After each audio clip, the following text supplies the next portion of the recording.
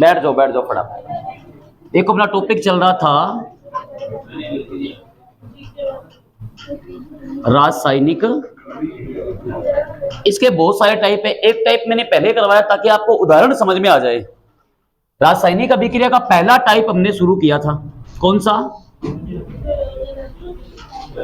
इसमें दो भाग भी बताए थे, एक होता ऊष्माक्षेपी, एक होता उष्मा शोषी। तो हमने शुरू किया था संयोजन अभिक्रिया, पूरी कंप्लीट करवा दी थी।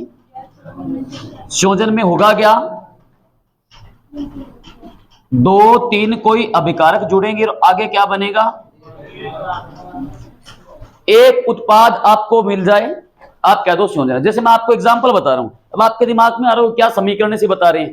जैसे मैंने आपसे क्वेश्चन पूछा, मैं 4 अभिक्रिया लिख रहा हूं, आपको एग्जांपल दे रहा हूं। ऐसे क्वेश्चन आ गया, निम्न में से कौन सी एक संयोजन अभिक्रिया है या निम्न में से कौन सी एक संयुग्मन अभिक्रिया है?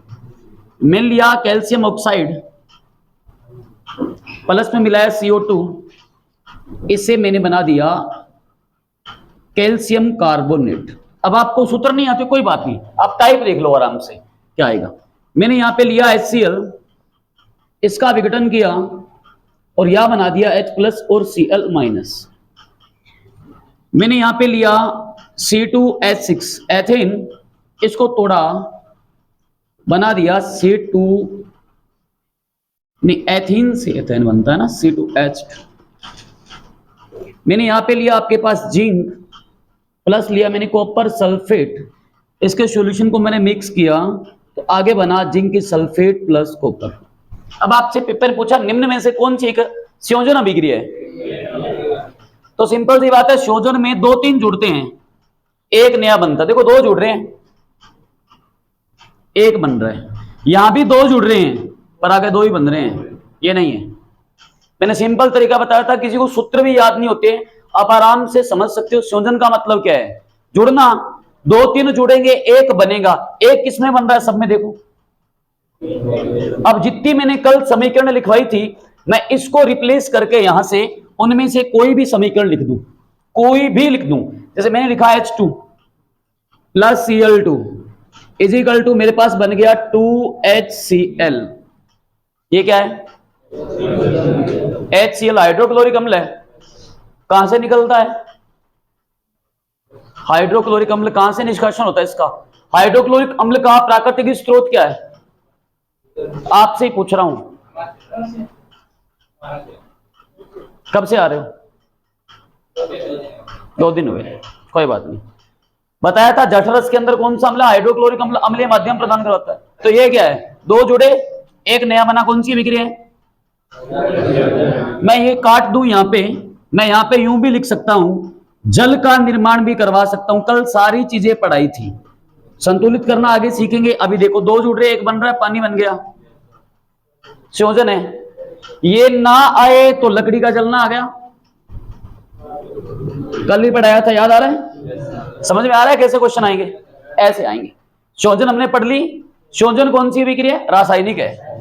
अब रासायनिक अभिक्रिया में आपने क्या पढ़ा कि या तो ऊष्मा बाहर निकलेगी या फिर अंदर जाएगी। अब रासायनिक अभिक्रिया के उदाहरण पढ़ते हैं, जैसे भौतिक उदाहरण थे। लिखो रासायनिक अभिक्रिया का उदाहरण, फिर आगे वाले टाइप शुरू करेंगे। एक टाइप मैंने पहले इसलिए पढ़ाया था ताकि आपको अंतर समझ में आ जाए कि रासायनिक होता क्या है। तो आप शुरू करोगे रासायनिक अभिक्रिया के उदाहरण या एग्जाम्पल पढ़ोगे। जैसे मैंने बोला था फलों का कटना कौन सी अभिक्रिया है? और फलों का पकना रासायनिक। दूध का गर्म होना, दूध से दही बनना। ऐसे एक एक उदाहरण बोलते जाओगे अपने दिमाग से, जिसको बोलूंगा वो शुरू हो जाएंगे। फर्स्ट लाइन में रो में बैठ जाओ। इधर से कौन बताएगा? इन 5, इस रो के अंदर 5 बैठे को रासायनिक का एक उदाहरण बताओ। खिचड़ आन दे, खतरनाक। हाँ रासायनिक हो, कोई भी एक आन दे बढ़िया। दूध का फटना। चलो अब जितने आप एग्जाम्पल बोलोगे मैं सारे लिख देता हूं, पेपर में यही आएगा, निम्न में से कौन सा एक रासायनिक परिवर्तन है। ये जितने उदाहरण बोल रहा हूं सब लिखवा रहा हूं टोटल। दूध का फटना तो मैं बोल दूं दूध से दही बनना, तो एक ही बात है ना, दूध का फटना या दूध से दही बनना एक ही बात है। चलो एक एग्जांपल हुआ, और इधर कोई बताएगा? एक एक रुको रुको, लकड़ी का जलना, ठीक है। अब आप साथ साथ लिखते भी जाओ, सुनते भी जाओ। तरीका बताया था, रासायनिक अभिक्रिया का मतलब क्या है? कुछ नया बनना चाहिए, नया। कोष्टक में लिख सकते हो नया उत्पाद, सदैव नया बनेगा। जैसे जल का उबलना तो भाप बन गई, भाप से पानी बन गया, नया कुछ नहीं बना। लकड़ी का टूटना, लकड़ी थी टूट गई, लकड़ी है, नया कुछ नहीं बना। कागज का फटना, कागज था फट गया, कागज ये कोई नया नहीं बना। लोहे के टुकड़े कर दो, लोहा था टुकड़े, ये लोहा ही बना। कांच का टूटना, कांच था कांच ही बना, नया नहीं बना। नया बने तो रासायनिक, नया ना बने तो भौतिक। और इधर लास्ट वाले 5, सल्फर का दहन, ठीक। सल्फर का दहन कल करवा भी चुका हूं। ये लोहे पे, लोहे पे जंग लगना, इसको अपने यूं में, लोहा क्या धातु है, जंग लगना होता है संक्षारण। तो अपने लोहा बोल दो, आप तांबा बोल दो, आप निकल बोल दो, आप एल्यूमिनियम बोल दो, किसी पे जंग लग सकता है। तो सीधा ही बोल दें धातुओं का संक्षारण, धातुओं का, या सीधा लिख दो धातुओं पर जंग लगना। शॉर्ट में लिखना चाहो तो उदाहरण के लिए याद रखना तो लिख लो लोहे पर जंग लगना। जंग लग गया, लोहा खराब हो गया, उस खराब लोहे से क्या शुद्ध लोहा मिल जाएगा? लोहा अलग था, धातु अलग थी, जंग लग गया, खराब हो गया, नया बन गया। और कोई एग्जांपल कौन बताएगा? फलों का पकना, ठीक है, फलों का पकना। और बताओ, और सब बढ़िया सर, आप बताओ, ऐसे मत कहना। मोमबत्ती के धागे का जलना, इसको एक बार छोड़ दो, इसमें दोनों हैं, ठीक है। मैग्नीशियम रिबन का दहन, कागज का जलना, ठीक है, लिख देते, सार लिख देते। तुम अपने दिमाग से सोचोगे ना उतना ही बढ़िया तुम लोगों को प्रैक्टिस होगी, याद होगा। बाकी मैं तो सारे रट्टा मरवाई दूंगा, पर फिर तुम लोग बोलते जाओ, कुछ बचेगा तो मैं बता दूंगा। मैग्नीशियम रिबन का जलना, इसका मतलब क्या पता, समझ रहे हो अब? जैसे मैंने बोला कागज का जलना, लकड़ी का जलना, कार्बन का जलना, एक ही बात है।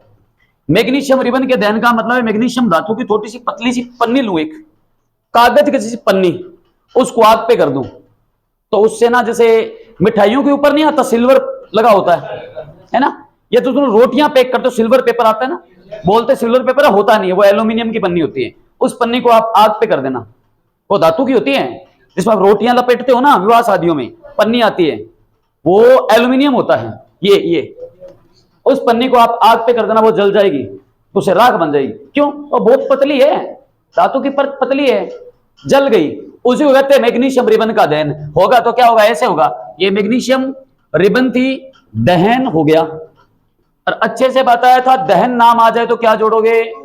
आग लगना, ऑक्सीजन बिना सोचे समझे चेप दो। यहां क्या बना? मैग्नीशियम ऑक्साइड का चूर्ण बन गया। कौन बताएगा कि मैग्नीशियम ऑक्साइड का उपयोग कहां पर किया जाता है? पढ़ा चुका हूं, याद करो। वो कहां गया जिसके नंबर ज्यादा आते? हाँ बता मेरा शेर है, शाबाश, उम्मीद थी मुझे कि यह बंदा बता देगा। मैग्नीशियम धातु में लिखाया था भट्टों में अस्त्र निर्माण में मैग्नीशियम ऑक्साइड का उपयोग होता है। दूसरा पढ़ाया था एसिडिटी खत्म करने में काम आता है मिल्क ऑफ मैग्नीशियम।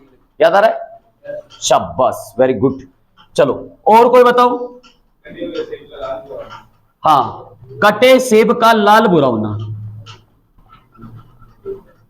और बताओ, बोलो बोलो बोलो, जितने दिमाग में आ रहे। एग्जाम्पल गलत भी दिमाग में बोलो एक बार जरूर। कटे सेब का लाल बुरा होना। एक और एग्जाम्पल बोला था किसी ने, बिल्कुल, ग्रेफाइट से हीरा बन सकता है, हीरे से ग्रेफाइट नहीं बन सकता। सरसों के तेल का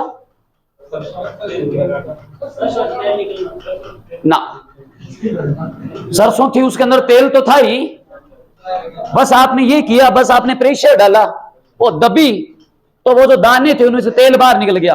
पहले तेल उनके अंदर था नहीं गया, तो ये कोई परिवर्तन नहीं, होती गई। हाँ प्लास्टिक का जलना सही है, प्लास्टिक जल गया राख बन जाएगा। शाबाश। कटे सेब का लाल बुरा होना हो गया। एक और एग्जांपल किसी ने क्या बोला था अभी?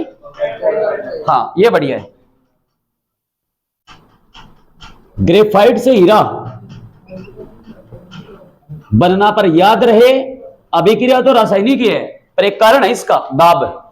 अब सादी चट्टानों में जब ग्रेफाइट के ऊपर दाब पड़ेगा ना, तो ग्रेफाइट हीरा बन जाएगा, वरना ग्रेफाइट हीरा नहीं बनेगा। भोजन का पाचन तो कल बताया था, रसगुल्ले नहीं आएंगे। हो गया भोजन का पाचन। और बताओ, बीज का उगना ना। अब आप बोलोगे बीज को बो दिया तो पौधा बन गया, पौधे से बीज नहीं आएगा क्या वापस? गेहूं का आपने बीज बोया है, पौधा बना है, वो पौधा आपको ये बोले गेहूं का पौधा ले जा पूरा का पूरा ना, रासायनिक है। भोजन का पकना रासायनिक लिख दिया, पाचन बोल दो या पकना बोल दो।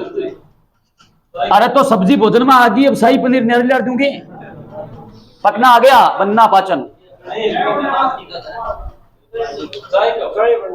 चाय बन गई, आ गया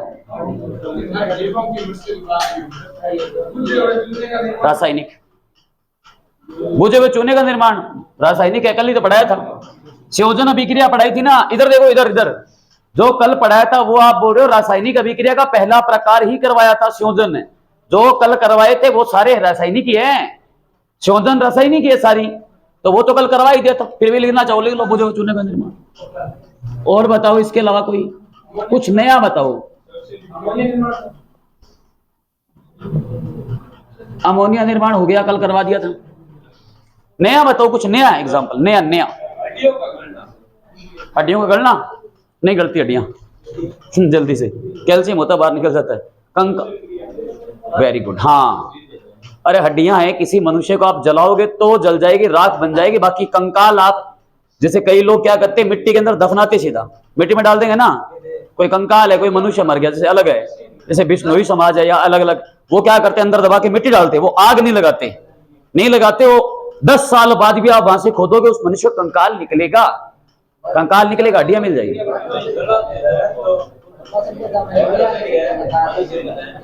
मानव शरीर का दहन है, बिल्कुल वो तो आ गया दहन। तो एक बात सुनो, इधर ध्यान दो, अब सुनो, अब तुम लोगों के दिमाग में जो आया कुछ समझ में आया कैसे होता है? अब मैं बताता हूं मोटे मोटे एग्जांपल, सुनो।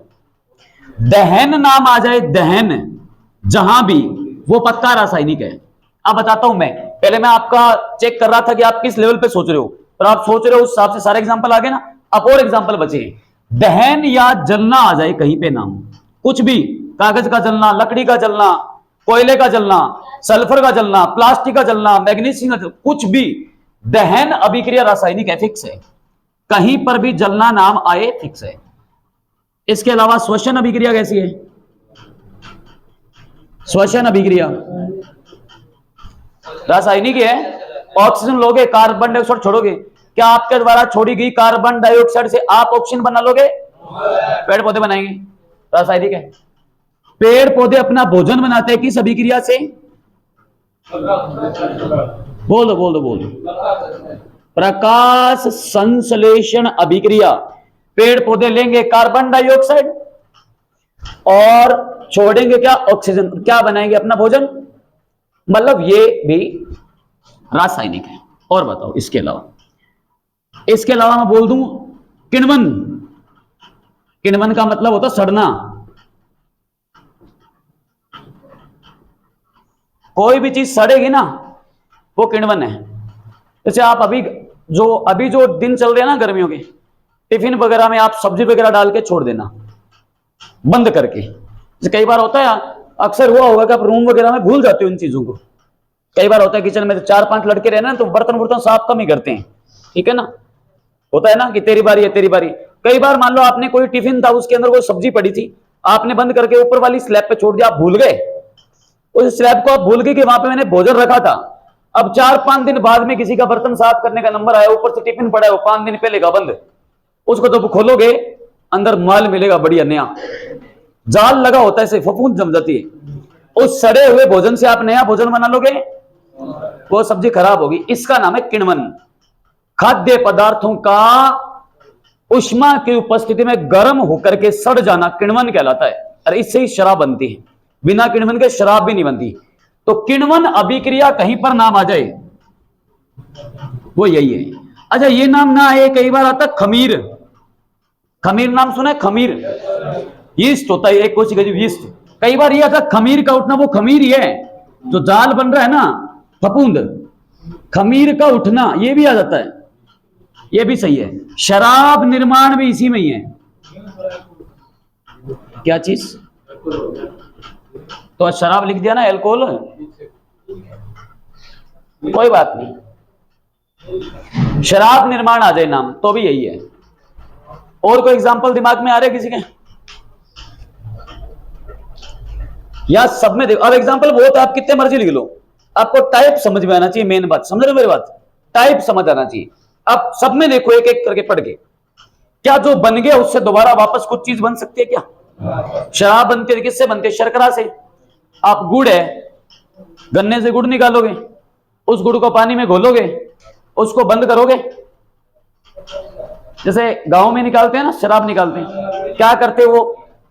शर्करा लेते हैं, गुड़ लेते हैं, उसको पानी में घोल के, घोल बना के 10 केजी 15 केजी का घड़े में भर के ऊपर से बिल्कुल कस के बांध के बंद करके गोबर के अंदर दबा देते हैं।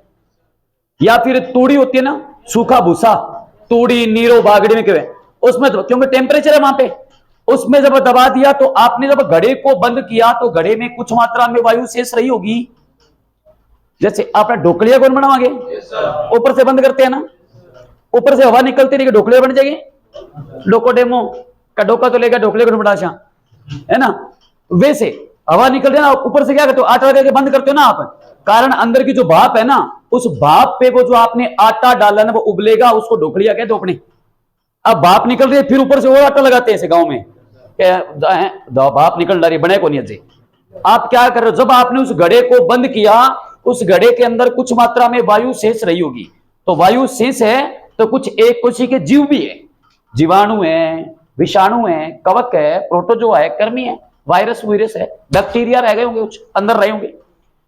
अब उसको ऊपर से आपने बंद कर दिया, अब ना तो घड़े में वायु आ रही है ना ही घड़े से वायु बाहर है। अब ऐसे जीव जो वायु में सांस ले सकते थे वो तो मर गए उस घड़े के अंदर ही। अब कुछ ऐसे एक कोशी के जीव बच गए जिनको सांस लेने के लिए ऑक्सीजन की जरूरत है ही नहीं, वो बिना ऑक्सीजन के सांस लेते हैं। ऑक्सीजन से सांस लोगे तो आप कहोगे वायवीय श्वसन, बिना ऑक्सीजन से सांस लोगे तो आप कहोगे अवायवीय श्वसन। अब उस घड़े के अंदर एक कोशी के जीव बच गया, यीस्ट। क्या बच गया? ये उस गुड़ को, जो घड़े में गुड़ पड़ा है ना, जो आपने गोबर में दबाया है, उसको खाएगा, पचाएगा, निकालेगा, खाएगा, पचाएगा, निकालेगा। ये प्रोग्राम चलेगा 10-12 दिन। 10-12 दिन में वो शर्करा उबल उबल के इतना लिक्विड बन जाएगी कि आप उसको उबलते हो बाहर निकालोगे। उसको बागड़ी में कहते हैं लाण। न्यूज में आता है ना कि पुलिस ने 20 किलोग्राम लाण नष्ट किया, भट्टी पकड़ी, वो वह लाण है। फिर वो ड्रम वगैरह लेते, उसमें डालते, नीचे से लगाते आग। अब वो उबलेगा, जैसे अब ढोकलिया बने, उबले, भाप निकले नहीं, भाप बंद करा, वो भाप अंदर रह जाएगी, तो अपने ढोकलिया बन गए। अब वो उबलेगा, वो भाप निकलेगी, फिर ऊपर से वो पाइप लगाते, एक बीच में पानी की बाल्टी डाल के बीच में डुबो देते हैं ताकि जो भाप आए वो पाइप के अंदर ठंडी हो जाए। फिर आगे लगाते बोतल, टिप टिप बरसा पानी, आले 180 रुपए लीटर, 200 रुपए लीटर, पहले तोड़गी, दूसरा तोड़गी, बाव सारी, वो ये बंदा है। तो आपसे पूछ सकते हैं शराब निर्माण में कौन सा एक कोशी के जीव कार्य करता है? कौन काम करता है? अवायवीय श्वसन है। एक एग्जांपल और लिखना, रासायनिक अभिक्रिया का उदाहरण पूछे, कौन सा श्वसन में पूछे ना, कई बार आ जाता है अवायवीय श्वसन। अवायवीय श्वसन ये भी रासायनिक है, वायवीय तो है ही, ये अवायवीय श्वसन है। शराब निर्माण किस श्वसन के तहत संपन्न होता है? वायवीय नहीं होता। घड़े को तो बंद कर दिया तो वायु तो है ही नहीं, तो अवायवीय श्वसन चल रहा है। जैसे दूध से दही बन रही है ना, तो दूध के अंदर शर्करा होती है, लैक्टोज। लैक्टोज शर्करा को बदलते हैं लैक्टिक अम्ल में। कहते हैं दही में कौन सा अम्ल? तो आप कहते हो लैक्टिक अम्ल। छाछ में लैक्टिक अम्ल कहां से आया? दूध में शर्करा थी। कौन शर्करा? शर्कराएं बहुत है हमारे अंदर। कौन सी बनती है खाना खाने? ग्लूकोज। दूध में लैक्टोज। ऐसे सबसे मीठी शर्करा फ्रक्टोज है। शहद के अंदर शर्कराएं बहुत है, lactose, glucose, maltose, pentose, hexose, fructose. Lactose शर्करा को लैक्टिक अम्ल में बदला, किसने? जीवाणु ने बदला, वो भी अवायवीय श्वसन है। आप एक कटोरी दही को लेना, उसको सूक्ष्मदर्शी यानी माइक्रोस्कोप से देखना। माइक्रोस्कोप का आविष्कार किसने किया था? माइक्रोस्कोप किसने बनाया था?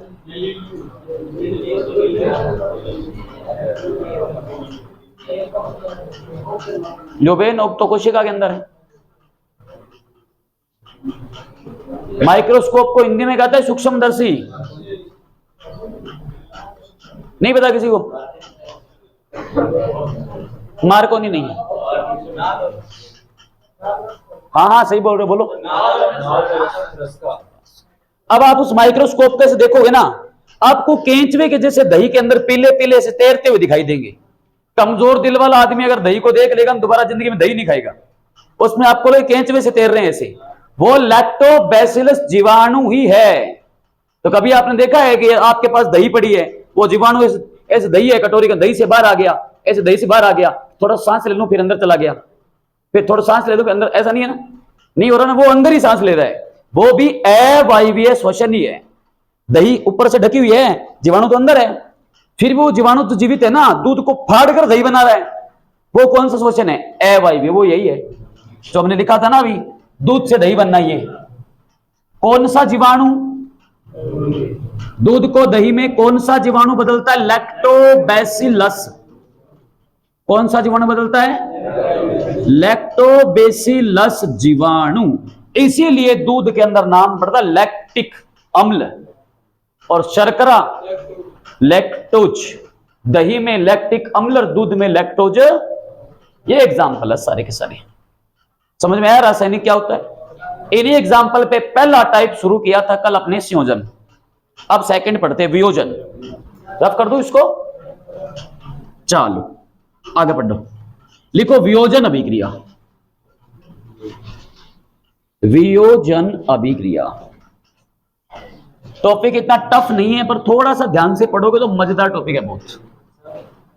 हाँ बोलो। आपने बल्ब का जलना तो बहुत ही दिखाया, और बिजली से बल्ब का जलना, बिजली से बल्ब का रासायनिक, वो अभिक्रिया नहीं है, वो ऊर्जा रूपांतरण है। ऊर्जा रूपांतरण, विद्युत ऊर्जा से बन रही है प्रकाशीय ऊर्जा, वो ऊर्जा रूपांतरण है।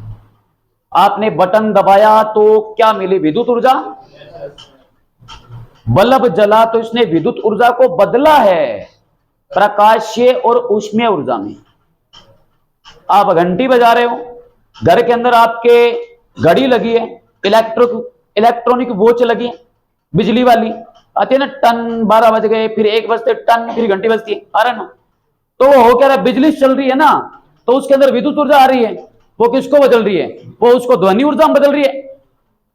तो ऊर्जा रूपांतरण है, अभिक्रिया नहीं है। ऊर्जा को नियम पढ़ा होगा बचपन में, ऊर्जा संरक्षण का नियम। ऊर्जा को न तो उत्पन्न किया जा सकता है, न ही ऊर्जा का केवल एक रूप से दूसरे रूप में रूपांतरण संभव है। ये ऊर्जा रूपांतरण है। सौर ऊर्जा से बना रहे हो विद्युत ऊर्जा, रासायनिक ऊर्जा से बना विद्युत ऊर्जा। कैसे? घर पे इन्वर्टर लाते हो, बैटरी लगाते हो, लाइट आई तो रासायनिक ऊर्जा है उस बैटरी के अंदर, उसने विद्युत को स्टोर कर लिया, लाइट चली गई। लोगों के घर में नहीं है, आपके घर पे इन्वर्टर, आपके लाइट है, तो हुआ क्या? विद्युत ऊर्जा आई, इन्वर्टर में गई, रासायनिक ऊर्जा बन गई, लाइट गई, रासायनिक ऊर्जा से पुनः विद्युत ऊर्जा बन गई। ये क्या? ऊर्जा रूपांतरण है, अभिक्रिया थोड़ी है। या नहीं बोलना ऐसा। अब रासायनिक अभिक्रिया में पहला पढ़ा था संयोजन, अब दूसरा पढ़ रहे वियोजन। वियोजन अभिक्रिया। संयोजन का मतलब क्या था? जुड़ना।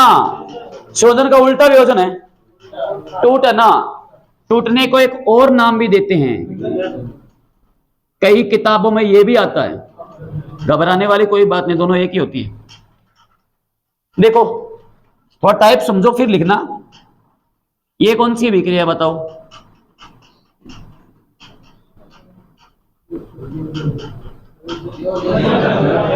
तीन चार जुड़े एक बना, जुड़े तो कौन सी? उल्टा करो इसको, उल्टा।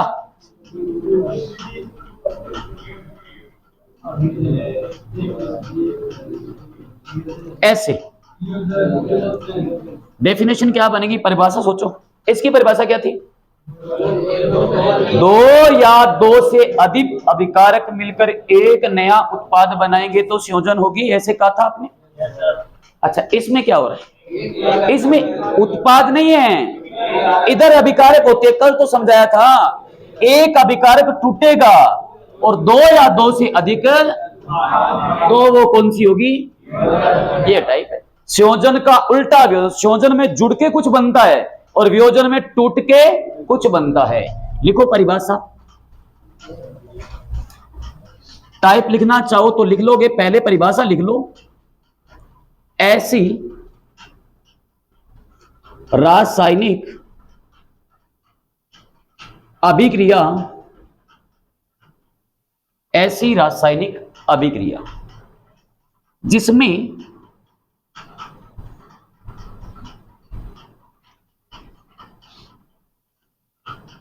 एक अभिकारक टूटकर दो या दो से अधिक, दो या दो से अधिक उत्पाद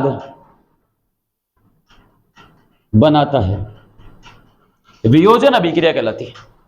एक टूटेगा, दो या दो से ज्यादा बनेंगे। आप कम से कम 4 अभिक्रियाएं पहले पढ़ लो आराम से। संयोजन पढ़ लो, वो पढ़ ली। वियोजन, फिर एक विस्थापन, द्विविस्थापन, 4 पढ़ लोगे ना तो आपको अपने आप समझ में आ जाए कैसे होगा। अभी नहीं आएगा, क्योंकि जब तक 4 खत्म नहीं होगी तो 4 ऑप्शन भी नहीं बनेंगे। 4 ऑप्शन नहीं बनेंगे, तुम लोग क्या पता चले क्वेश्चन कैसा आएगा। इसलिए पहले 4 आराम से पढ़ो। मैंने जो बोला था, क्या मैंने वो यही बोला है? क्या मैंने यही बोला है जैसे मैंने लिखा है? चेक करो, आपकी मर्जी, आप पी क्यू आर मान लो, एक्स वाई जेड मान लो, कुछ भी। मैंने बोला एक अभिकारक टूटकर दो या दो से अधिक उत्पाद बनाता है, वियोजन है। कुछ उदाहरण चेक करते, एग्जाम्पल। मैंने ये लिखा, ये किसका सूत्र है? बोला नहीं, बोल, जिससे पूछ रहा हूं वो बोलो। आ बताओगे, ये किसका सूत्र है? अरे कैल्शियम कार्बोनेट तो है, आपको बोल रहा हूं ब्लैक शर्ट। किसका सूत्र है कैल्शियम कार्बोनेट? क्या कहते हैं इसको? किसका रासायनिक सूत्र है ये? कब से आ रहे हो? 15 दिन से। धातुओं टॉपिक पढ़ा था आपने? पढ़ा था? इधर आओ, कॉपी लेके आओ।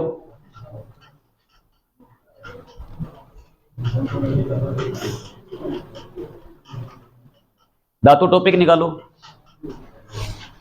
अरे मैंने अच्छे से कहा था यौगिक याद कर लो। मैंने कहा था स्टेप टू स्टेप सारे टॉपिक जुड़े हुए हैं। अब इसका जब नाम पता नहीं है तो पेपर में तुम लोग कैसे बोलोगे? लाइमस्टोन का अपघटन कैसे बोलोगे? प्रवाल भित्तियों का अपघटन कैसे बोलोगे जब आपको पता नहीं होगा कि है क्या ये? वो कॉपी कहां है? घर पे है? रहते कहां पे हो? यहां पे रहते हो? रूम पे रहते हो? वो कॉपी रूम पे है? इधर लो ये कॉपी। तो फिर इसका मतलब तुम लोग ये लिखते हो, कतरा लिखते हो? एक कॉपी कचड़ की भी में उतार दिया, पैर तो है ही नहीं बरीजगी। हाँ तो मैं तो बोल रहा हूँ ना, ग्रफ कॉपी है जी के रबी में उतार देशु। पेपर वाले टाइम के घंटा पड़ ची तू के आएगी माँ क्या बरीजगी मन तो बरेडी घटी कौन लगे नहीं आधे दिन अगनकरी से फाली पड़ी है, सारी की सारी खाली पड़ी है। तो इतना ही लिख है बस।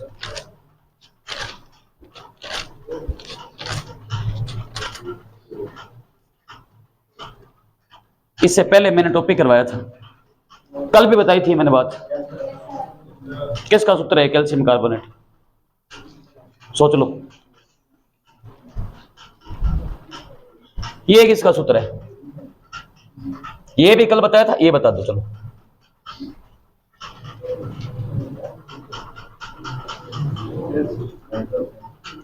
कैल्शियम हाइड्रोक्साइड रासायनिक नाम है, क्या कहते हैं इसको? बीच में मत गुनगुनाओ, ताने बुला लूंगा मैं। क्या है सूत्र किसका है? नहीं बता। तो ये किसका सूत्र है? वो थारे ही पेपर में ऐड हो, वो तो बता दो किसका सूत्र है ये? कोई सूत्र याद है? कोई भी एक आधा आ जाओ, जो याद हो। इतनी छूट है, जो याद हो कि सर ये इसका सूत्र है, मुझे याद है, ये लिख दो, जो भी छूट है। वो तो आठ आदमी जाने H2O है। वो तो और बताओ इसके अलावा कोई भी एक सूत्र याद हो। कोई चांदी का बता दो, तांबा का बता दो, ये बताओ। चलो ये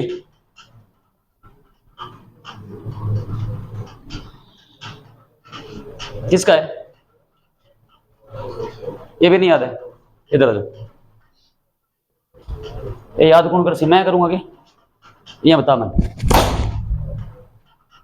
कौन याद कर सी? फिर ये टॉपिक कैसे पढ़ोगे तुम लोग, ये बताओ। पीछे, हाँ तेरे पीछे जो बैठा है ब्लैक शर्ट में, हाँ टी शर्ट वाला खड़ा हो जाओ। ये सूत्र किसका है?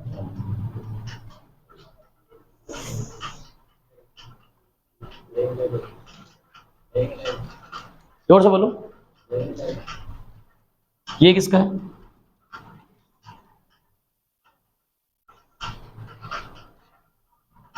अभी अभी पढ़ा है ना ये मैग्नेटाइट। सच बताना एकदम, एकदम सच, कुछ नहीं कहूंगा। सच में अभी पढ़ा है ना?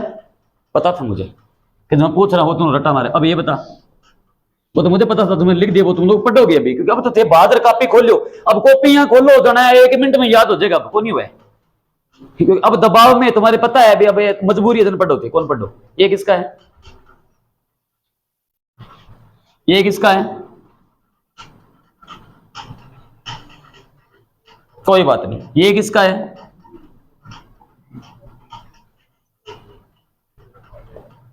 कोई बात नहीं। ये किसका है?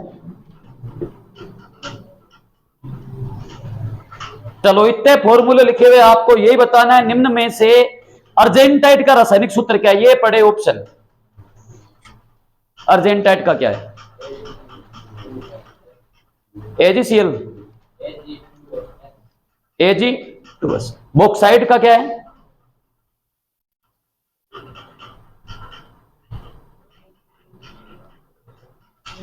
ब्लीचिंग पाउडर का क्या है?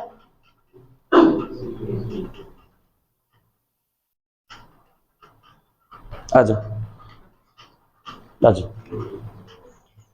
खाना के तरीकों पढ़ाऊं मैं। कोई ऐसी भाषा है तुम लोगों को जो इतने इससे बढ़िया तरीके से, इतने आसान सा कोई और कोई अजीब तरीका हो तो मुझे बता दो कि सर बिया पढ़ा दो, हमारा बिया याद हो सी, मैं बिया ही पढ़ा दूंगा तने सारा याद हो सी कि यहाँ याद हो सी ना। किताब खोलो देना। ब्लीचिंग पाउडर का सूत्र क्या? आराम देखो ना, मार के पकड़ ले तो बता। ब्लीचिंग पाउडर का सूत्र, आराम आराम आराम। मन कोई स्वाद थोड़ी है थप्पड़ मारना, मैंने पैसे थोड़ी मिले। जे मैंने 5 रुपए एक थप्पड़ का दे नहीं, मैं था रोज कुटूं, डेली हर क्लास में कुटूं, रीजनिंग मांगी कुटूं, पर मन की मिल ही कौन लागे तो मेरे थार लगे बीती तो मन फायदो की है? फायदो है भी थे पढ़ लियो। चलो अपने ये बता दो, फोटोक्रोमेटिक कांच बनाने में काम आने। चलो चतुर्क जो आ रहा है ना वो यहाँ पे लिख दे। आजा इधर, कुछ नहीं कहा। अरे कौन मैंने तीन जा या दो तेरे को याद आ रहा वो बता दे। इधर बोल के बता इनको क्या होता है कि आगे कड़ा याद हो जे तू कड़ा तेल ली भाषा पल्ले पड़े तो कौन सा सूत्र तेरे को याद आ रहा है वो बता दे कि वही कोई सूत्र है, लिख लियो। के दे आराम से देख यहाँ पार पड़ सितारी। हाँ है तो बार बता, तो बोल के बताओ सूत्र क्या? लिखो, बोल बोल बोल। एक याद रहेगा कड़ा, एक नंबर तू लाग जे खटीकेंगी बच्चे, लाग जे खटी। किसका कौन सूत्र है? बोल दे इनको, बोल दे, लिखो किसका सूत्र है। सुनो भाई कौन सूत्र है बताओ, कौन सा है? बोल दे इनको, लिखो भाई। संगमरमर, बोल दे संगमरमर है। हाँ इधर आ जाओ। कितने हुए अंत पिनो क्यों फिर सुखो बोल जा तू। आजा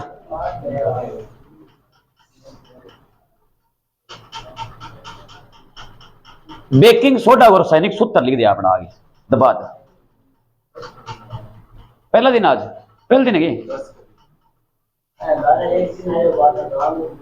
बाद में आयो कौन की तो बैठ उठ छुट आप ना हो इन्ने हाँ और फिर ये स्टूडेंट मेर लो लार लो अच्छा हाँ हाँ हाँ आप ना हो इन्ने आ जाओ दोनों दोनों यहाँ दोनों समझ गया क्यों ईमानदार तो बहुत हो यार थे आ जाओ पर इसी ईमानदारी काम की खोली नहीं आओ आओ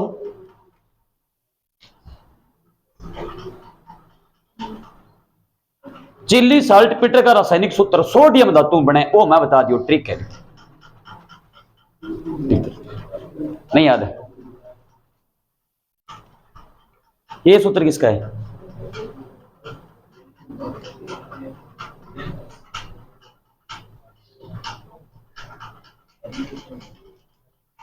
पुराना इंद्रिय तो क्या करना चाहिए यहां सकना एक सूत्र बताओ चलो इनमें से कोई भी कौन सा है बता दो ये किसका है बॉक्साइट का एक सूत्र बताओ कोई भी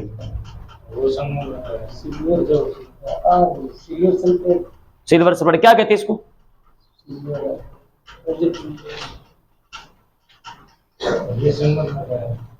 संगमरमर का हाँ ऐसे दो सूत्र जैसे याद कर लो तुम लोग ऐसे इस तरीके से तो प्राणियों 3 दिन नहीं लगे तुम लोग सारे फॉर्मूले रट दोगे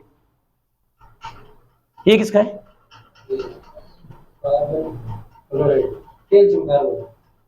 कैल्शियम ऑक्सीजन और क्लोरीन है इसमें तो बुझा हुआ चूना कौन सा है चलो याद कर लो पढ़ लो कल याद नहीं हुए ना दिन से कल की क्लास इसी में जाएगी पढ़ाऊंगा ही नहीं ठीक है तैयार रहियो गदीड़ खाने क्योंकि काल मैं थापा कौन मारूं काल डंडो ही उसी वो या तो टूटेगो और या फिर सारो कड़ो छूटेगो एक काम उसी हाँ अरे सूत्र याद होंगे तो ही रासायनिक अभिक्रिया बना पाओगे बिना सूत्रों की अभिक्रिया बनती है क्या तो फिर तभी तो कह रहा हूं सूत्र पढ़ लो ये देखो अब मैं अभिक्रिया लिख रहा हूं देखो ये मैंने कल बताया था इसको कहते हैं संगमरमर कैल्शियम धातु में सारे नाम इसके लिखवाए थे संगमरमर लाइमस्टोन समुद्र की प्रवाल भित्तियां चौक खड़िया मार्बल्स टाइल्स कल रगड़ रगड़ के बताया था ओ है ओ चूना पत्थर इसको मैंने किया देखो गरम करने से बन गया CaO कैल्शियम ऑक्साइड प्लस में बन गया कार्बन डाइऑक्साइड अब बताओ ये निम्न रासायनिक अभिक्रिया कौन सी अभिक्रिया क्या एग्जांपल बताओगे इसका एक टूटा भी 1 से 2 बने हैं तो सिंपल सी बात है टूटकर बने हैं कि जुड़कर बने हैं टूटने का मतलब क्या होता है तो पक्का कौन सी है और देखो मैंने यहां पे लिखा KClO3 रासायनिक आप नाम नहीं याद होता मैं लिख देता हूं इसका नाम है पोटेशियम क्लोरेट दांत नहीं निकालने क्या कहा था मैंने कल गदीड़ खाना है नहीं तो चिरमराट कई दिन लगेगी मेरे कुटी जड़ गया बात पक्की याद रहा लग गया बहुत गंदी है मेरे हाथ की पढ़ लो ढंग से वो टॉपिक आएगा हंसने वाला तब बोल दूंगा खूब हंसो इन्हें यहां बुला देता हूं कि हंस के दिखाओ कि जमा कुट्टे ने टिका के ले जाके कमरे में रोड के कुट्टे फिर बारह किन ठा ना लगे कुट्टी किने फिर बारह काट रखे बांस अब हंस फिर वो हंसे नहीं बांसी अलग होगा बिशी हवेली तो पढ़ लो पोटेशियम क्लोरेट इसका रासायनिक नाम है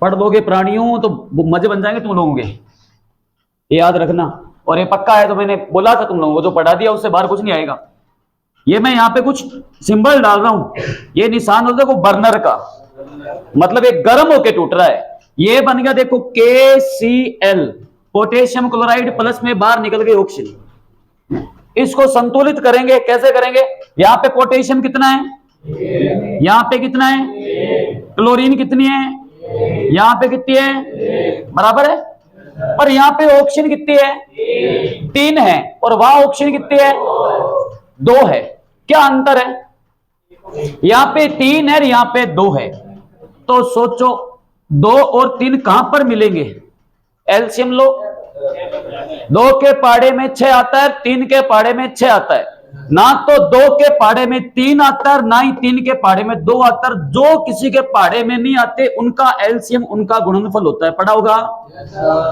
तो ये 6 पे मिलेंगे। कैसे? 2 3 6 हो जाएंगे और 3 दुए भी। ये मैथ ही है सारी, ठीक है, मैथ ही काम आएगी। यहाँ पे करो संतुलित। यहाँ पे देखो 3 आ रहा है, 2 लगा दो, 3 दुए, यहाँ 2 तिये, ऑक्सीजन देखो कितनी हुई, 3 दुए, यहाँ 2 तिये, ऑक्सीजन 6 पूरी होगी। पर 2 लगाती पोटेशियम भी 2 हो गया, क्लोरीन भी, ये 2 लगा दो, पोटेशियम 2 क्लोरीन 2, काम खत्म। ये कौन सी अभिक्रिया है? इन अभिक्रियाओं को ढंग से सोचकर देखो, इनके टूटने से क्या बन रहा है? बिना बुझा चूना बन रहा है, एक गैस बन रही है। कौन सी? ऑक्सीजन गैस बन रही है।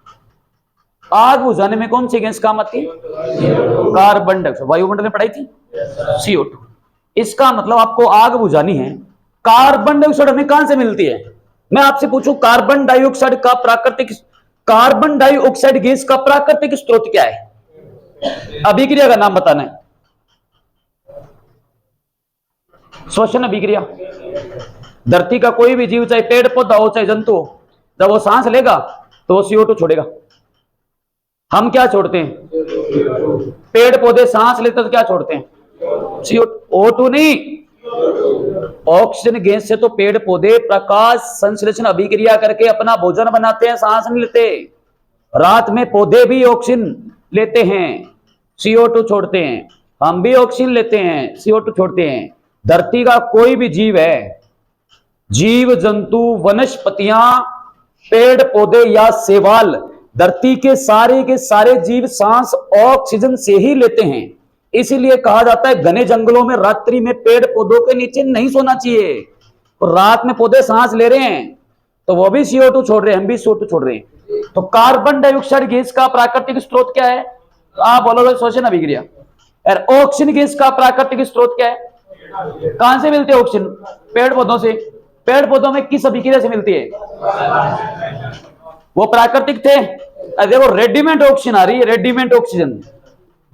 मरीज जब बीमार होता है आप ऑक्सीजन टैंक नहीं लगाते उसको, ये कोरोना टाइम में लगाते थे ना, तो ऑक्सीजन कहां से आती है? थोड़ी पेड़ के पास खड़े होकर जोड़ दे रुड़ गया, आन दे ऑक्सीजन, आन दे 2 किलो भरी के लाए सूंघ ले, टैंक में आती है, कहां से निकलेगी? इसको ले लो, पोटेशियम क्लोरेट को आप गर्म कर लो, ऑक्सीजन जो बाहर निकलेगी उसको टैंक में भर लो।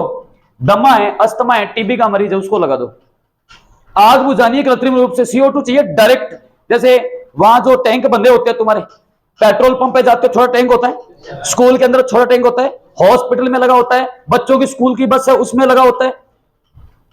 किससे बुझते? CO2 से। कैसे निकलती है? इससे। तो कार्बन डाइऑक्साइड गैस का कृत्रिम स्रोत क्या है? कृत्रिम कहां से निकली? इसको तो लिखो कृत्रिम स्रोत। किसका?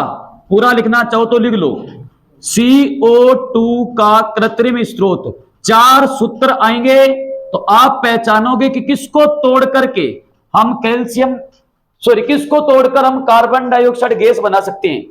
कैल्शियम कार्बोनेट का आप अपघटन करके कार्बन डाइऑक्साइड रेडीमेड बना सकते हो अपने घर पे, लैब के अंदर अगर इंस्ट्रूमेंट है तो।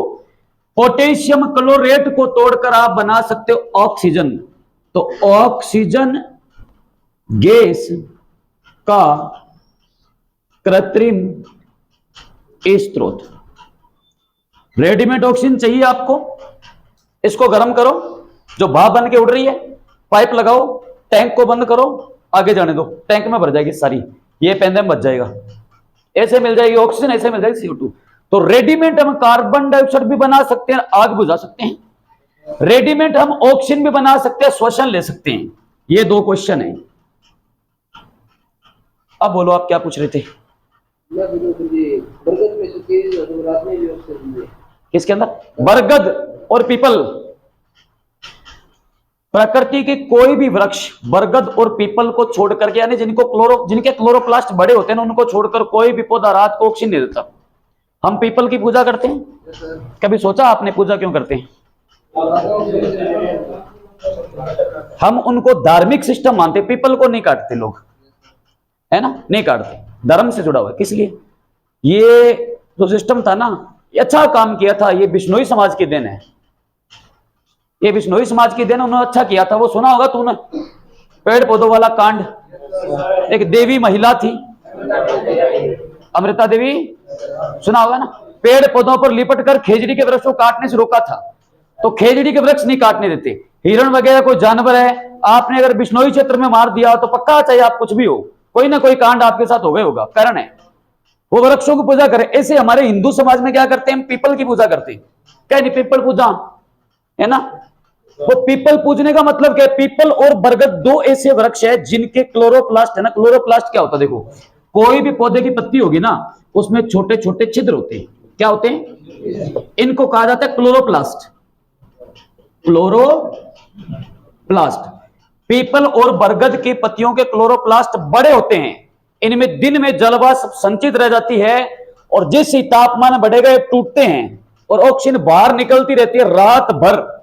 ये पीपल में भी है, बरगद में भी है। पत्ती को आप लेना, उसको मसल कर देख लेना, आपको गिल्ली मिलेगी। तो ये हमें प्राण वायु देते हैं। ऑक्सीजन गैस को क्या कहते हैं, सृष्टि की प्राण वायु कौन सी गैस है, ऑक्सीजन। प्रश्न भी आया, बहुत बार आया हुआ है। प्रकृति की प्राण वायु जीवनदायिनी गैस कौन है, ऑक्सीजन है। कैसे, पेड़ पौधों को जीवन दे रही है, हमें भी जीवन दे रही है। जीवनदायिनी गैस क्यों कहते हैं, जीवनदायिनी गैस हमें जीवन दे रही है, हमें प्राण वायु इसलिए दे रही है, हमें प्राण दे रही है। तो पीपल और बरगद की हम पूजा इसी वजह से कर रहे हैं। अब ये पता नहीं शुरुआत किसने की थी, कोई टल्ली के नीम के बाहर पास धागा कौन बंद है, कारण ये। पर अच्छी बात है, चाहे अंधविश्वास मानो चाहे कुछ भी मानो, एक धार्मिक आस्था की वजह से वो वृक्ष बचे हुए हैं जो प्राणवायु में दे रहे हैं। इसलिए आप देखना गांव में कितने कितने पुराने साल के पीपल बरगद होते हैं, एक डाली कौन बढ़ने दे कोई। अच्छी बात है, वहां पर आप जाकर कभी बैठना, आपको ठंडक महसूस होगी। दो बातें आपको बता रहा हूं, प्रैक्टिकल बता रहा हूं, आप चेक करना। आप पेड़ पौधों के नीचे घने जंगल में जाके बैठ जाना, या खेत में अपने 5-7 टाली की करनी मुए नहीं पड़ जाके बैठ जो, रात में गर्मी लाग सी। यही काम आप पीपल के नीचे बैठ के देना, गर्मियों में आप चले जाना, कूलर के जैसी ठंडक पैदा होती है। बूढ़िया ताज खेले नहीं, चौक बनाए हो या पीपल हो, कई दूर में घेरो घेरो, वो ऑक्सीजन आ रही है, उसकी वजह से वो ठंडक है सारी। इसलिए कहते हैं इनको जीवनदायिनी प्राणवायु। तो कृत्रिम तो ये है स्रोत, कहां से निकलेगी, इससे। ये कौन सी अभिक्रिया है, आप करें और पढ़ते हैं, कुछ और लिखता हूं मैं। अब यहां से आप बताओगे कौन सी अभिक्रिया, मैं एग्जांपल लिख रहा हूं, आपको बताना है कि संयोजन है या फिर वियोजन है, ऐसे चेक करना है आपको, ठीक है। और लिख देता हूं मैं एग्जांपल, मैंने लिखा जल का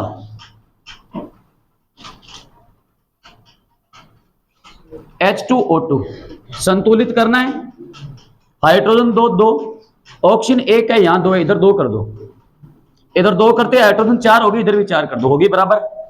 कौन सी अभिक्रिया, एक टूटा दो बनी, क्या बनी, बनी ये कि जल के अपघटन से हमें हाइड्रोजन और ऑक्सीजन दो किससे प्राप्त होगी, तो ये क्या है, वियोजन अभिक्रिया, अपघटन। ऐसे ये बोलो, हाइड्रोक्लोरिक अम्ल कल बनाया था, कल ऐसे बनाया था, पानी भी हमने बनाया था, याद करो। इसको उल्टा करूं क्या, इधर देखो, उल्टा करूं, नीचे वाली तो संयोजन है, जबकि ऊपर वाली क्या है, हाइड्रोजन ऑक्सीजन को निश्चित दाब और ताप पर मिलाकर जल की बूंद भी बना सकते हैं। जल की बूंद को गर्म कर दो, हाइड्रोजन ऑक्सीजन गैस में भाप बन के उड़ भी जाएगी, ये संयोजन है। ये अंतर समझ में आ रहा है।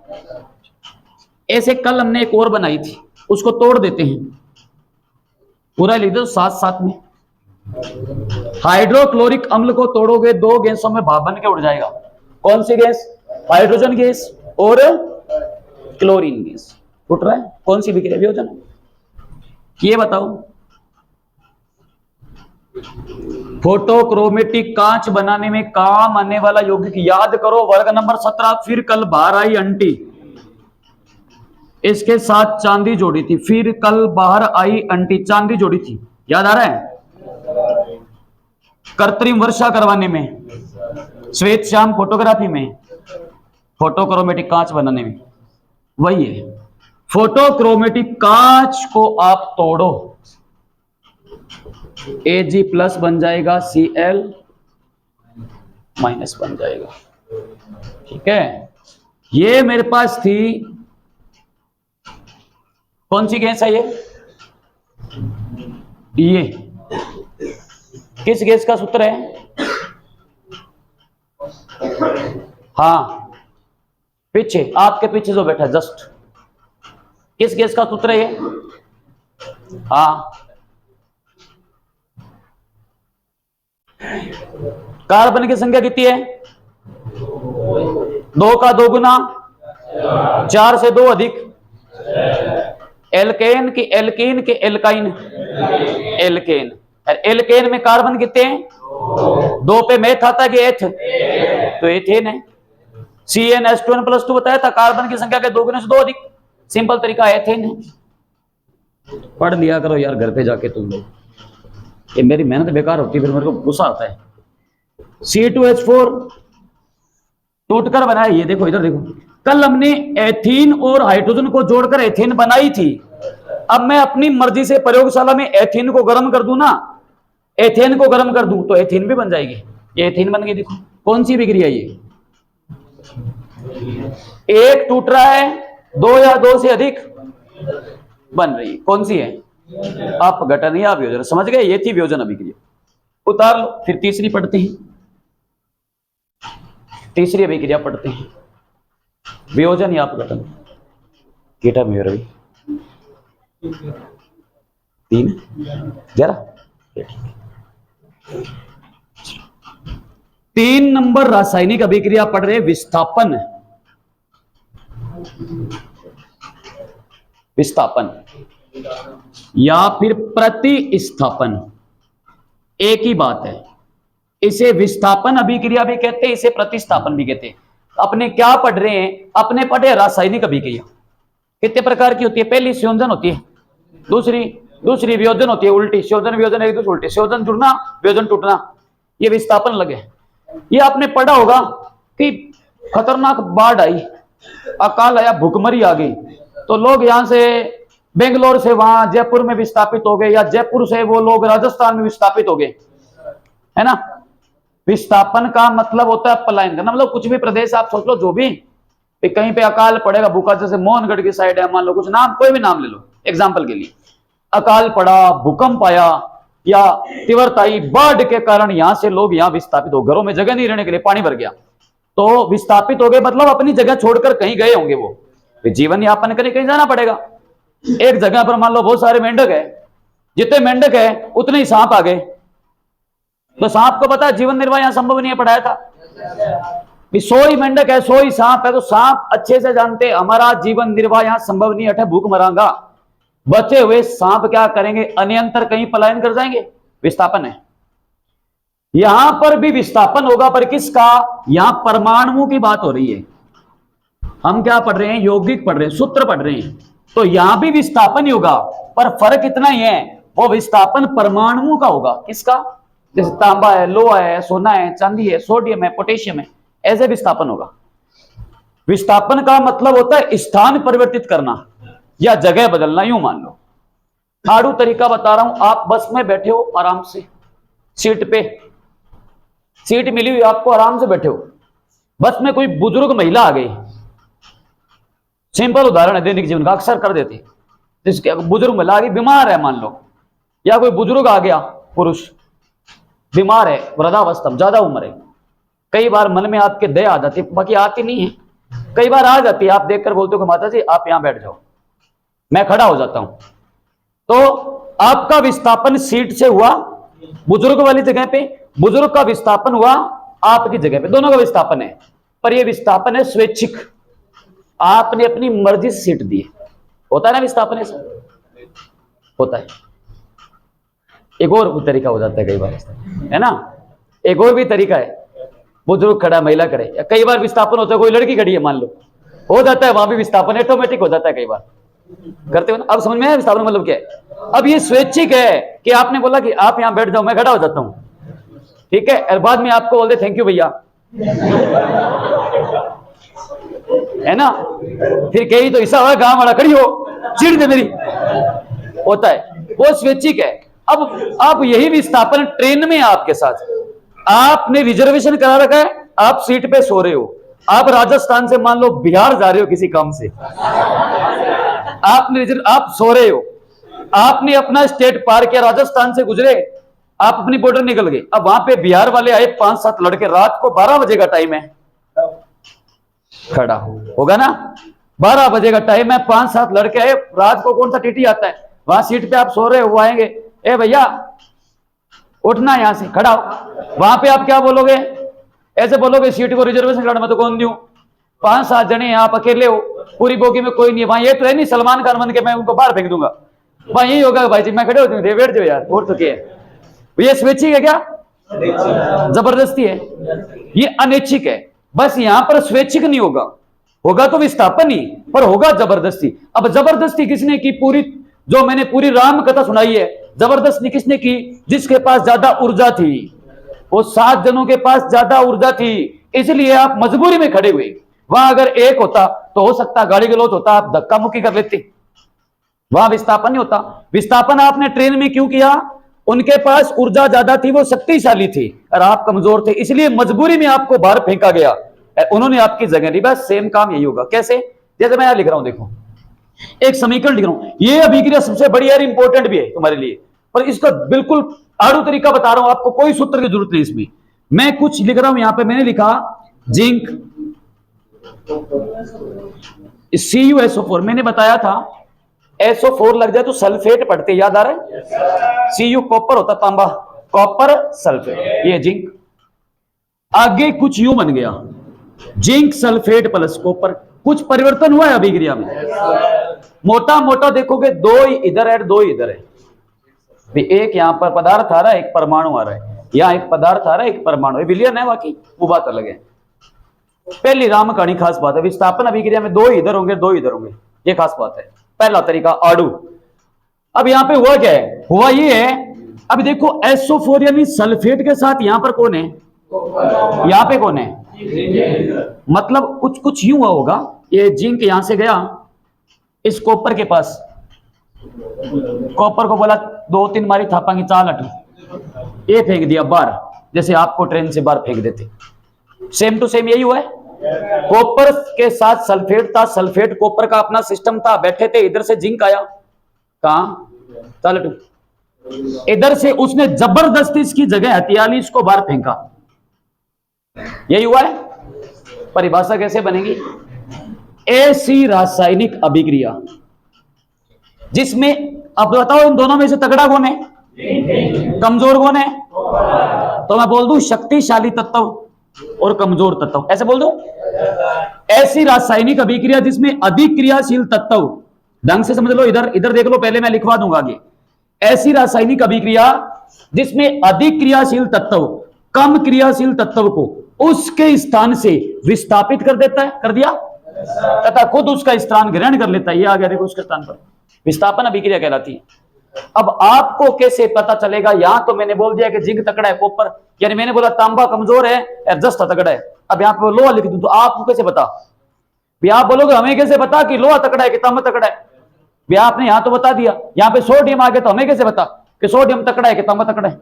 ये पता होना चाहिए पहले, तगड़ा कौन है, कमजोर कौन है। इनको दर्शाने के लिए साइंस ने काम सेट किया है, क्या? एक श्रेणी बनाई है, सक्रियता श्रेणी। पहले आपको वो सीखनी पड़ेगी। अगर आपको सक्रियता श्रेणी आती है तो मेरे हिसाब से रासायनिक विज्ञान में से टॉपिक विस्थापन में से क्वेश्चन आता ही आता है, ये 1 नंबर आपका पक्का है। पर पहले ये सीखनी पड़ेगी आपको,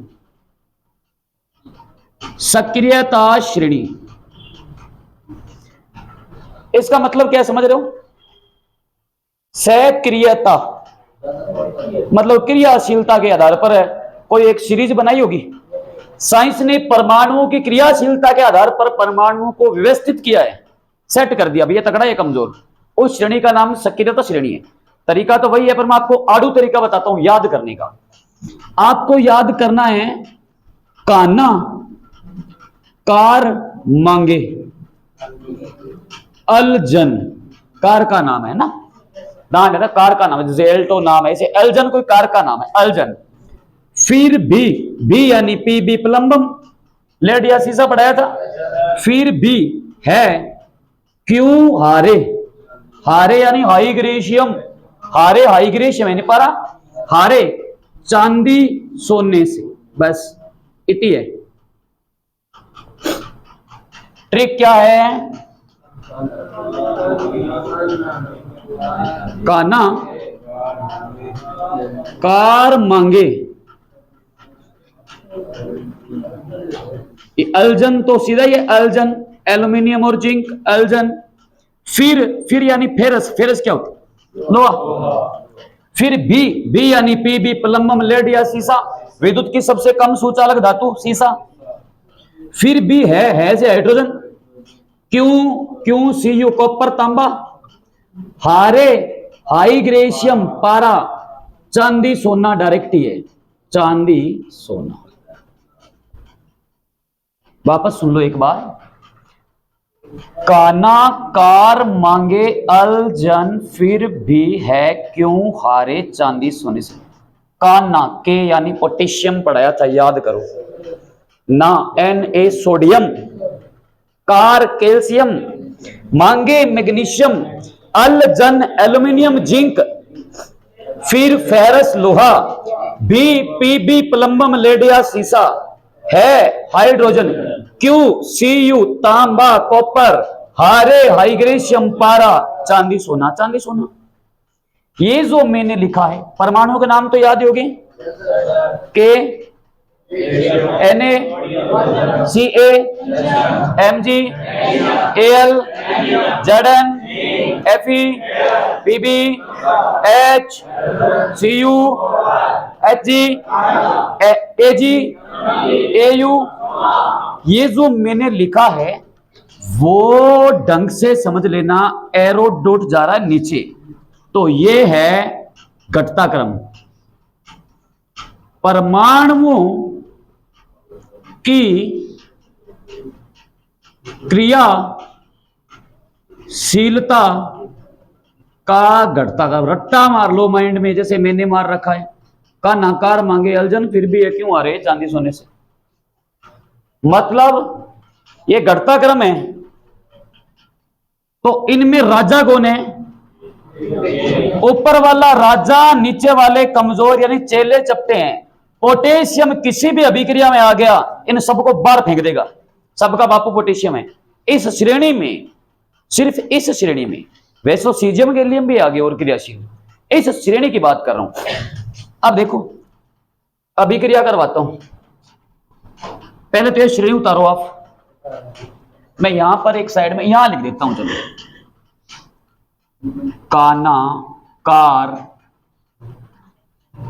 मांगे अल्जन, फिर भी है क्यों हारे चांदी सोने से। अब अगर ये याद है आप सारे क्वेश्चन कर लोगे। अब मैं बता दो क्वेश्चन आएंगे कैसे, देखो कौन है इसमें, नहीं रहने दो। अब देखो इस श्रेणी से अपने बनाएंगे, कैसे बनाएंगे?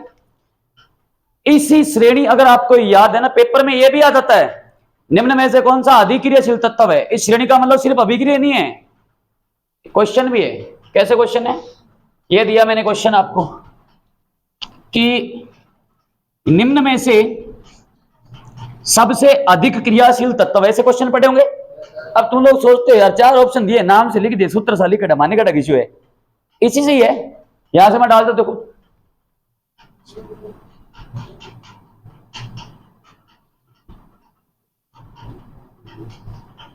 निम्न में से कौन सा सबसे अधिक क्रियाशील तत्व, पढ़ के देखो। काना छोड़िए में, फिर कार नीचे है, एल्यूमिनियम और नीचे है, जिंक और नीचे है, ऊपर कौन है? उत्तर डी है। ये क्वेश्चन बन जाता है यहां से। निम्न में से कौन सा सबसे अधिक क्रियाशील तत्व है, ऐसे निकालते हैं। यहां पे कुछ और लिख देंगे ऑप्शन में आपको।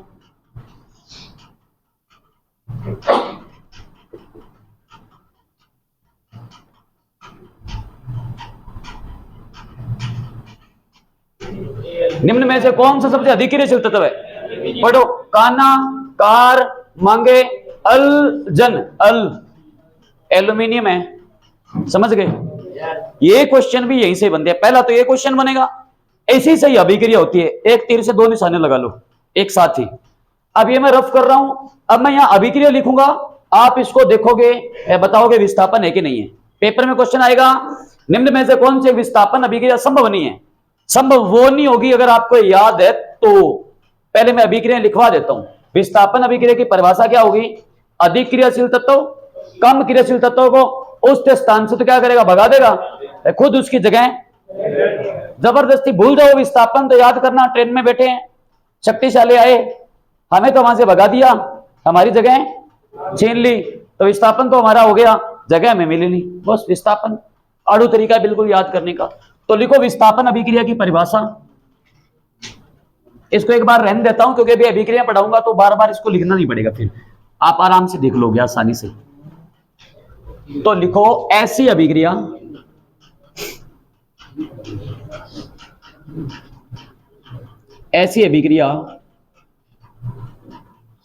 जिसमें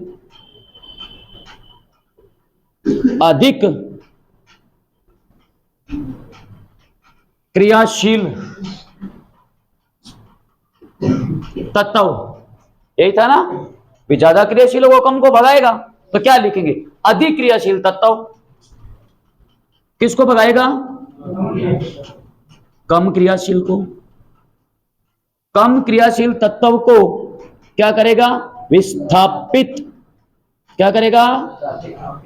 ऐसी अभिक्रिया जिसमें अधिक क्रियाशील तत्व कम क्रियाशील तत्व को विस्थापित कर देता है, फिर क्या होगा, विस्थापित करेगा तो क्या होगा, खुद उसका स्थान ग्रहण कर लेगा, उसको तो भगा देगा, उसको भगा देगा, उसकी जगह पे खुद घुस जाएगा। तो क्या बोलोगे, विस्थापित कर देता है। और नहीं लिखोगे, तथा लिखोगे, तथा खुद उसका स्थान, या समय लिख सकते हो, समय, सेल्फ, खुद उसका स्थान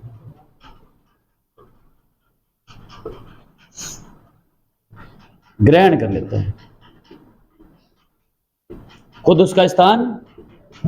हाँ, इंटो नहीं, इंटो अलग चीज होती है, वो डिटरमिनर्स में आता है, इंटो इन इंग्लिश में होता है, वो यहाँ नहीं। इन भी होता है, इंटो भी होता है, ये प्रीपोजिशन होते हैं। इनका मतलब भी अंदर होता है, इंटो का मतलब भी अंदर होता है, पर इन है ना, my book is in the bag और he goes to into the room, वो कमरे में गया और किताब भी बैग में ही गई है, पर फर्क है दोनों में।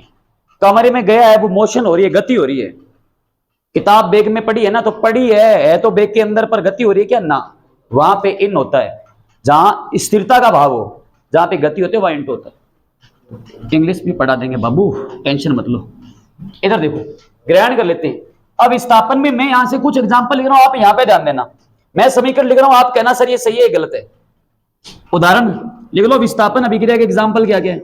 मैं यहां से उदाहरण लिख रहा हूं, आपको यह बताना है कौन सा सही है कौन सा, नंबर लगा रहा हूं मैंने लिखा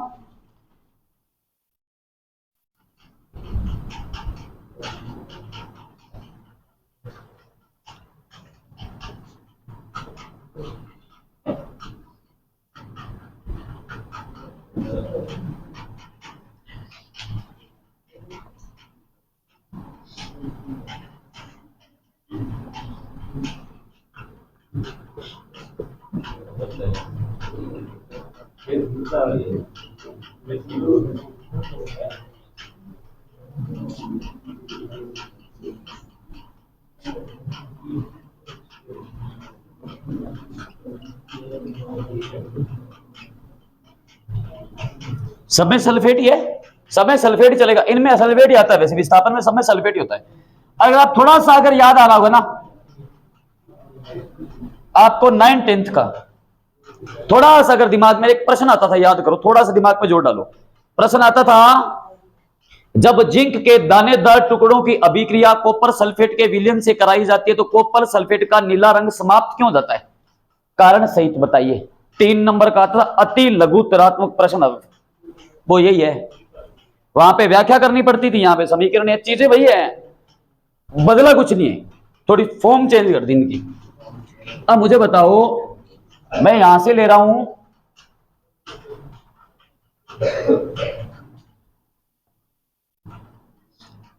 हाइड्रोजन का, मैंने करवा दिया, ठीक है। चलो जिंक के साथ कॉपर नहीं आया, ये लेते हैं, चार उदाहरण मैंने आपके सामने लिखे हैं, जिससे पूछूंगा वही बताएगा। सबसे पहले विदुषियां, वुमेन फर्स्ट, चक दो फटे, बताओ कौन सी इसमें से गलत है। नाम नहीं बताना, सूत्र नहीं पूछनी। मैंने क्वेश्चन ये डाला, ऊपर लिखा हुआ निम्न में से कौन सी विस्थापन अभिक्रिया संभव नहीं है। ए बी सी डी चार ऑप्शन है, दिखने पर तो सारी विस्थापन लग रही है। यहां फेरस आया, जिंक को बाहर फेंक दिया। यहां पे आपको हो गया हाइड्रोजन आया, कॉपर को बाहर फेंक दिया, इसकी जगह पे आ गया। यहां आप देखो सर कि जिंक आया और फेरस को बाहर फेंक दिया। यह आपको सर जिंक आया, कॉपर को बाहर फेंक दिया। आगे ऐसे दिखने पर तो सारी विस्थापन लग रही है। लाइन पढ़ के देखो इसमें किस किस की बात हो रही है। चलो पहले बताओगे तुम लोग कौन सा इसमें से गलत है। पहला, दूसरा, तीसरा, चौथा, सोचो। तीसरा, तीसरे में क्या क्या है? जिंक और फेरस। जिंक कहां पे है? फेरस कहां पे है? तगड़ा कौन है? कमजोर कौन है? तो तगड़ा जिंक है, तो जिंक फेरस को बाहर फेंक सकता है? बिल्कुल, तगड़ा है, फेंक देगा। सही है। आगे और देखो। अब आओ चौथी पे, किसकी बात हो रही है? और जिंक कहां है? कॉपर। तगड़ा कौन है? कमजोर कौन है? जिंक कॉपर को बाहर फेंक सकता है, तो जिंक आया कॉपर की जगह पे, ये लो कॉपर को बाहर फेंक दिया। सही है। यहां पे हाइड्रोजन कॉपर है, हाइड्रोजन ये पड़ा, कॉपर ये पड़ा। तगड़ा कौन है? हाइड्रोजन के कॉपर। तो हाइड्रोजन देखो कॉपर की जगह पे आया, कॉपर को बाहर फेंक दिया। सही है। पहली देखो किसकी बात हो रही है? फेरस और जिंक की। तगड़ा कौन है? मैं लिख देता हूं यहां पे, ये शक्तिशाली है। कमजोर कौन है? यहां पे देखो कमजोर कौन है? फेरस। ये यूं कह रहा है अभिक्रिया के हिसाब से कि फेरस गया जिंक की जगह पे, इसकी जगह ले ली, देखो ले ली, और जिंक को फेंक दिया बाहर। तो फेरस कौन है? क्या ये कमजोर शक्तिशाली को बाहर फेंकेगा? ये फेरस इसके पास जाएगा, जिंक के पास जाकर इसको बोलेगा जगह छोड़, और आप पर मारे, वो जानता ही शक्तिशाली है। आप बोलेगा वो किन्ने मुंह चक्के है कि यहाँ घर हुआ है, यहाँ मुंह चक्कर सुने घर में डंडा बजिया कि यहाँ रहे जाए कौन दे। तो मतलब ये कुछ होगा ही नहीं। कहने का मतलब है ये ऐसे ही रहेगी। कैसे? ऐसे। अब देखो ढंग से इसको, ये ऐसे रहेगी। अगर आप फेरस के दानेदार टुकड़े जिंक सल्फेट के विलयन में डालोगे ना, तो जिंक सल्फेट का विलयन वैसा ही रहेगा। लोहे के टुकड़े आपको बर्तन के पेंदे में मिलेंगे, क्योंकि लोहे के टुकड़े जिंक के पास आएंगे तो वही बात है, वो किसी के मुंह चक्के है कि यहाँ अब यहाँ होगा ही नहीं। ये गलत है। तो क्वेश्चन कैसा बनेगा?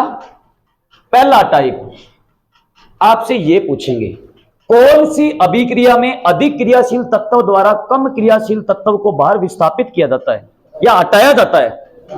विस्थापन। या पहले तो परिभाषा आ सकती है, जितने टाइप के बन सकते हैं मैं सारे ही बता देता हूं तुम लोगों को। दूसरा टाइप ये बन सकता है कि निम्न में से कौन सी एक विस्थापन अभिक्रिया है। वो एक लिख देगा संयोजन, एक लिख देगा वियोजन, एक लिख देगा विस्थापन, एक लिख देगा द्विविस्थापन। तो आपको पहचाननी होगी। पहचान का तरीका दो इधर जिसमें मिले तो पक्का विस्थापन होगी। और अगर यूं पूछ ले और गहरा कि निम्न में से कौन सी एक विस्थापन अभिक्रिया संभव नहीं है, तो इसमें ए नहीं है। या उल्टा कर देगा कौन सी विस्थापन अभिक्रिया संभव है, तो वो तीन तो करेगा गलत, एक करेगा सही। तीन टाइप के अलावा कोई टाइप बनेगा ही ना, इसमें कुछ आता है। तीन प्रकार क्वेश्चन बनेंगे। इसको मैं फिलहाल अभी रफ कर देता हूं, आप ये एग्जांपल उतार लोगे बस। अब गलत करना है तो अपने गलत कर देंगे इसको। जैसे मैंने आपसे क्वेश्चन पूछा, यहां पे इससे जैसे लिखा था ना, ये एक नंबर आपको लिखना नहीं है। एक नंबर नहीं लिखना क्योंकि गलत है। तीन उदाहरण उतार लो, बाकी उदाहरण तो एक ही बहुत है। अगर आपको तरीका समझ में आया तो एक ही बहुत है। फिर भी लिखना चाहो तो दो तीन लिख लो ताकि टाइप याद रहे। अब मैं यहां पे देखो एक तरीका और बनाता हूं। क्वेश्चन मैंने लिया यहां पे सेम टू सेम यही लिया।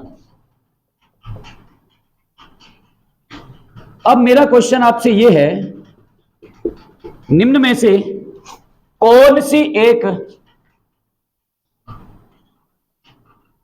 विस्थापन अभिक्रिया है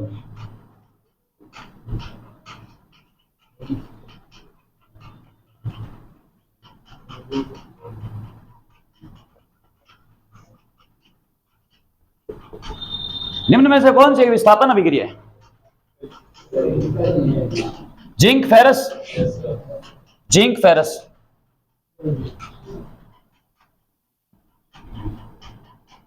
ऐसे कर देते हैं यहां पे। अब देखो ये तो वैसे गलत है, यहां पे हाइड्रोजन तकड़ा है, देखो ये पड़ा, कॉपर कमजोर है तो कॉपर इसकी जगह पे नहीं जा सकता, गलत। जिंक जिंक ये वैसे गलत। ये देखो फेरस ऊपर आ रहा है, कॉपर नीचे आ रहा है, फेरस इसको बाहर निकाल सकता है, ये सही है, बाकी गलत है। इस टाइप के क्वेश्चन बनते हैं, समझ गए?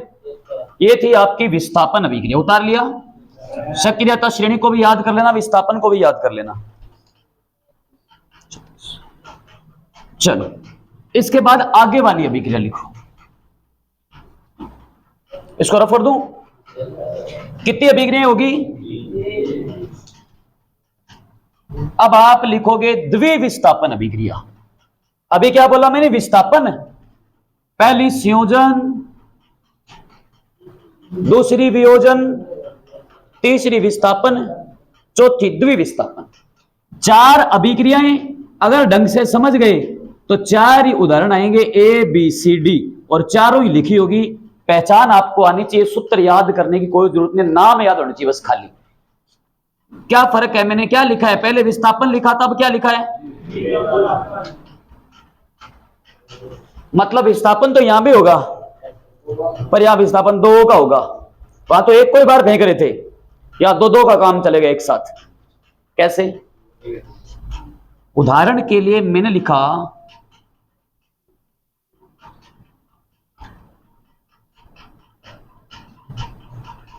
सोडियम क्लोराइड, इसकी अभिक्रिया करा दूं मैं अर्जेंटम क्लोराइड से। आगे मेरे पास बन रहा है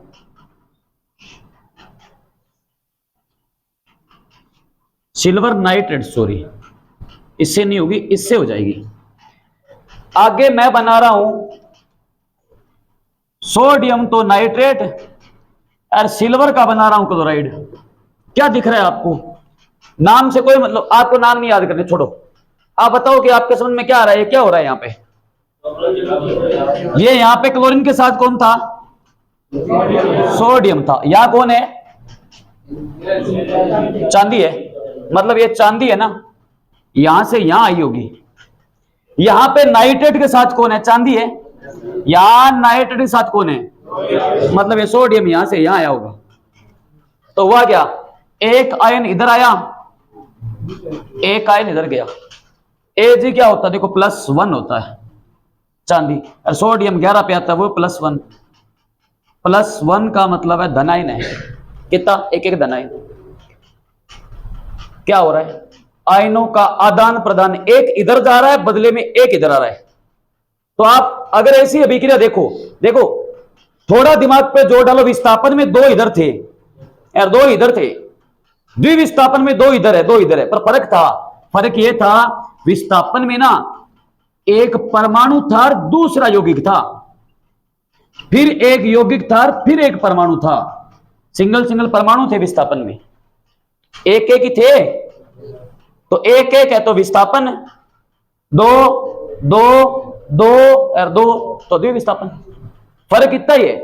पेपर में आएगा निम्न रासायनिक अभिक्रिया कौन सी अभिक्रिया, आपको आती नहीं है कि कौन सी अभिक्रिया, पर ये तो देखो ना, 2 2 जोड़े में जा रहे हैं, ये इधर गया इधर गया, 2 विस्थापन हुए, द्विविस्थापन। एक हुआ तो विस्थापन, 2 हुए तो द्विविस्थापन। तो यहां पे क्या हो रहा है? चांदी आयन यहां आ रहा है, सोडियम आयन वहां जा रहा है। तो परिभाषा क्या बनेगी? ऐसी अभिक्रिया जिसमें आयनों का आदान प्रदान होता है।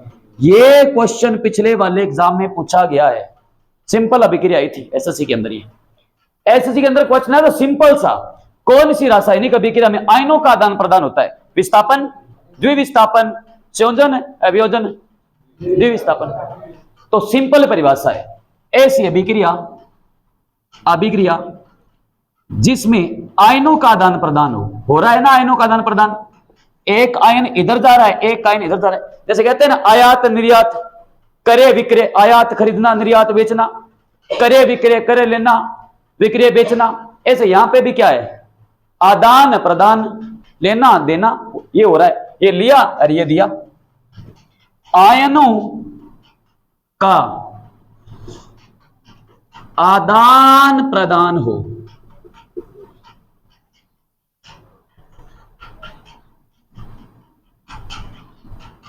द्विविस्थापन अभिक्रिया कहलाती है।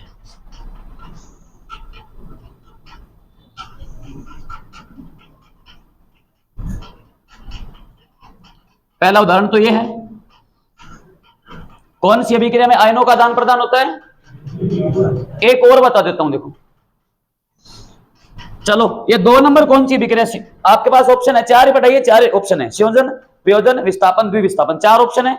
दूसरी अभिक्रिया बतानी है कौन सी है, संयोजन है कि वियोजन है कि विस्थापन है कि द्विविस्थापन है।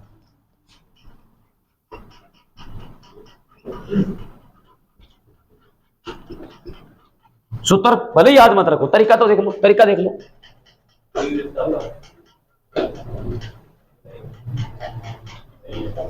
यहां कैल्शियम के साथ कौन है? आगे कौन है? यहां कार्बन के, यहां हाइड्रोजन के साथ कौन है? आगे कौन है? मतलब ये कार्बन है ना, वो तो यहां गया, ऑक्सीजन है, तो क्या आयनों का आदान प्रदान हुआ? ये भी द्विविस्थापन है। हाँ कैसे? इनको आगे पीछे भले लिख दो। देखो 3 + 2 क्या होता है? 2 + 3 क्या होता है? कोई फर्क पड़ा? मैं लिख दूं 5 + 6 कितना होता है? 6 + 5 कितना होता है? कोई फर्क पड़ा? आप यूं लिखते हो 3 - 11, तो इसको -11 + 3 भी तो लिख सकते हैं भाई। नहीं लगा हुआ सिंबल तो पहले जाए तो प्लस का ही माइनस। कैसे लिखा है 3 - 11? इसका उत्तर क्या है? इसका उत्तर क्या है? -8 ही है। माइनस के 11 थे, प्लस के 3 थे, सिंबल बताया नहीं, आगे लिख दिया, क्या फर्क पड़ा? कोई फर्क नहीं पड़ता, आगे पीछे कर दो। इसको इधर ले आओ, उसको यहां लिख दो, कोई दिक्कत नहीं है, वो कोई टेंशन वाली बात नहीं है। मैथमेटिक्स हर जगह लागू होगी, इनमें सब में केमिस्ट्री, फिजिक्स, मैथ ही है। ये थी द्विविस्थापन अभिक्रिया, समझ गए? 4 अभिक्रिया होगी, बाकी पढ़ते हैं नेक्स्ट क्लास के अंदर। मिलते हैं ब्रेक के बाद। जय हिंद। पढ़ लो बढ़िया से।